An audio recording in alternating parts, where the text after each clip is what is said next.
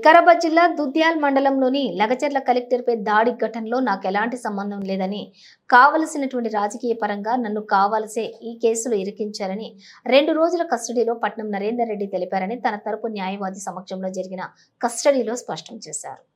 దీనిపై న్యాయస్థానంలో పోరాడతామని పట్నం నరేందర్ రెడ్డి తరపున న్యాయవాది తెలిపారు. పట్నం నరేందర్ రెడ్డి ఫోన్ పాస్వర్డ్ తన వ్యక్తిగత భద్రతా కారణాల వల్ల తెలియచేయలేకపోయాడని, న్యాయపరంగా తనకు ఆ హక్కు ఉందని న్యాయవాది తెలిపారు. ఈ కేసులో తనను ఎవరు కూడా ప్రోత్సహించలేరని, నేనెవరిని ప్రోత్సహించలేదని పోలీసులకు కస్టడీలో పట్నం నరేందర్ రెడ్డి తెలిపినట్లుగా న్యాయవాది తెలిపారు. కొడంగల్ కోర్టులోని నరేందర్ రెడ్డిని ఈ రోజు ప్రవేశపెట్టిన తర్వాత కూడా పైన తెలిపిన విషయాలే న్యాయస్థానం ముందు ప్రవేశపెట్టానని తెలిపిన న్యాయవాది.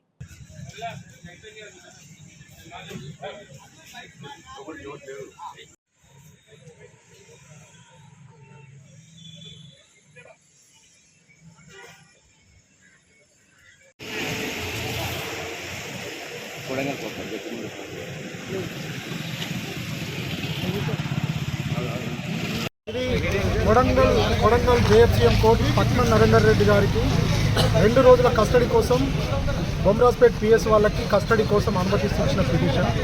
ఈ పిటిషన్ ప్రకారం 2 రోజుల కస్టడీ పూర్తయింది. ఈరోజు కస్టడీ పూర్తయిన తర్వాత మెడికల్ ఎగ్జామినేషన్ జడ్జి గారి ముందు ప్రొడ్యూస్ చేయడం జరిగింది. అంటే ఇక్కడ కొడంగల్ ఎస్హెచ్ఓ గారు అడిగినటువంటి ప్రశ్నలు ఏ ప్రశ్న కూడా అంటే కన్ఫెషన్ ఇంతకుముందు ఏదైతే తను నరేందర్ గారు చెప్పారో ఎలాంటి కన్ఫెషన్ నేను వాళ్ళ ముందు ఇవ్వలేదు, ఈ కేసుకు నాకు ఎలాంటి సంబంధం లేదు. అదేవిధంగా వాళ్ళు ఏదైతే ఈ 2 డేస్ కస్టడీలో అడిగిన ప్రశ్నలు ఉన్నాయో నేను వీటికి వచ్చే ముందు నాకు చదివి వినిపించలేదు అని క్లియర్గా జడ్జి గారికి చెప్పారు. జడ్జి గారు ఆ రికార్డును కూడా కోర్టు ఫైల్లో మెన్షన్ చేశారు. కాబట్టి ఈ కేసుకి తనకు సంబంధం లేదని 2 రోజుల కస్టడీలో క్లియర్గా పట్నం నరేందర్ రెడ్డి గారు బొమ్రాజ్పేట్ ఎస్హెచ్ఓ సమక్షంలో, కొడంగల్ ఎస్హెచ్ఓ సమక్షంలో ఇవ్వడం జరిగింది. అంటే basing on the 2 days custody, ఈ కస్టడీ రిపోర్ట్ చేసుకొని తను ఎలాంటి కన్ఫెషన్ చేయలేదు, ఎలాంటి ఈ కేసుకు నాకు ఎలాంటి సంబంధం లేదని క్లియర్గా కోర్టు సమక్షంలో కూడా ఇప్పుడు జడ్జి గారి సమక్షంలో చెప్పడం జరిగింది.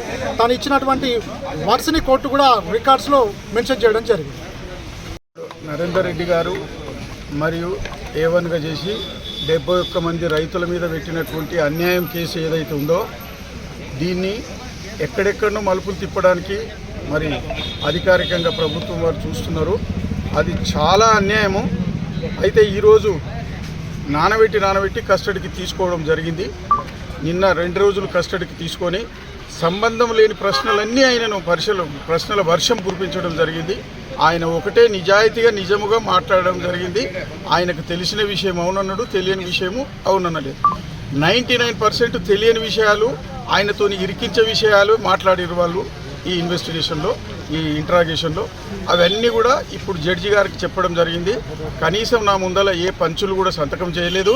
నన్ను అడిగిన ప్రశ్నలు ఒకదానికొకటి కూడా నాకు ఎలాంటి సంబంధం లేని అడిగిన సార్, నేను జవాబు మాత్రము నేను ఒక్కటి కూడా చెప్పలేదు, నాకు సంబంధం లేని అడిగినారు అని చెప్పింది. రైతులందరూ కూడా ఎంతో బాధగా ఉన్నారు. ఈ కోర్టు జ్యూరిడిక్షన్ 20 రోజులు వికారాబాద్ కోర్టు పెట్టుకొని, జిల్లా కోర్టు పెట్టుకొని వాళ్ళకు బెయిల్ ఇవ్వకుండా మా జ్యూరిడిక్షన్ కాదని హైదరాబాద్కు పంపినారు.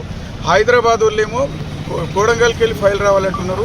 కోడంగల్ జడ్జి గారేమో రంగారెడ్డి మన జిల్లా జడ్జి గారు వికారాబాద్ వారు ఇన్స్ట్రక్షన్స్ ఇస్తేనే వస్తాయని ఈ రకంగా మొత్తం మీద ఫుట్బాల్ ఆడినట్లు ఆడుకుంటున్నారు తప్ప రైతుల జీవితాలు ఈ నేరస్తులు అసలు ఈ ఫార్మసిటీ అనేదే ప్రభుత్వం విరమించుకున్నట్టు చేయడం ఏంటి, ఈ కేసులన్నీ అట్లనే ఉండడం ఏంటి, చాలా అన్యాయం. వాళ్ళు ప్రజలందరూ కూడా, వాళ్ళ రైతులందరూ, కేసులో ఉన్న వాళ్ళందరూ కూడా, వాళ్ళ కుటుంబాలన్నీ కూడా మా అడ్వకేట్ల దగ్గరికి మా ఇంటికి రావడం జరుగుతుంది. వాళ్ళ బాధలు చూస్తే చాలా ఘోరంగా ఉన్నాయి. ఇక దయచేసి ఇప్పుడైనా కూడా న్యాయం జరిగేటట్లుగా అందరూ సహకరించాలని.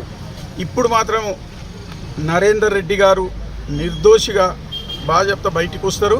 అయితే వాళ్ళు అధికార దుర్వినియోగంతో మాత్రమే బలవంతంగా పెట్టడం జరిగింది తప్ప నేరం మాత్రం అక్కడ జరిగింది లేదు. ఆయనకు ఎలాంటి సంబంధం లేదు. ఇంకా కూడా సంబంధం లేని రైతులు, ఇతరుల పేర్లు అన్నీ కూడా ఉన్నాయి. వాటిని అన్నీ ఎంక్వైరీ చేసి అన్నీ తీసేయాలి. ఈ ఫార్మసిటీ ఎత్తేసినట్టుగానే ఈ కేసులు కూడా ఎత్తేయాలని ప్రభుత్వం వారిని కోరుతూ మరి అందరూ కూడా గ్రహించాలి. ప్రజలందరూ కూడా గ్రహిస్తున్నారు. ఇది తప్పుడు కేసు అని గ్రహించి మేము చేసినాం కదా, మేము ఇజ్జత్గా సవాలని చెప్పేసి వాళ్ళు ప్రిస్టేజ్గా ఫీల్ అయ్యి కేసును ఉంచడానికి చూస్తున్నారు. ఎవరికి చెప్పకుండానే మేము వికారాబాద్లోనే ఉన్నాము, ఆయన కోసం అలాట్ చేసిన అడ్వకేట్లను కూడా చెప్పకుండా 10 గంటలకని మాకు టైం చెప్పి 8 గంటలకే తీసుకొని రావడం జరిగింది. మేమందరం చాలా పరేషాన్ అయినాము. అక్కడ ఎక్కడ పోయిండు ఎక్కడ తీసుకుపోయారో మాకు అర్థం కాని పరిస్థితులలో కొడంగల్కి తీసుకుపోతారు కదా అని మేము వచ్చేసరికి ఇక్కడ ఉన్నారు. ఇది చాలా అన్యాయము. పోలీసు వారు కూడా చాలా అంటే చాలా ఈ సహకరించని పని చేస్తున్నారు. మరి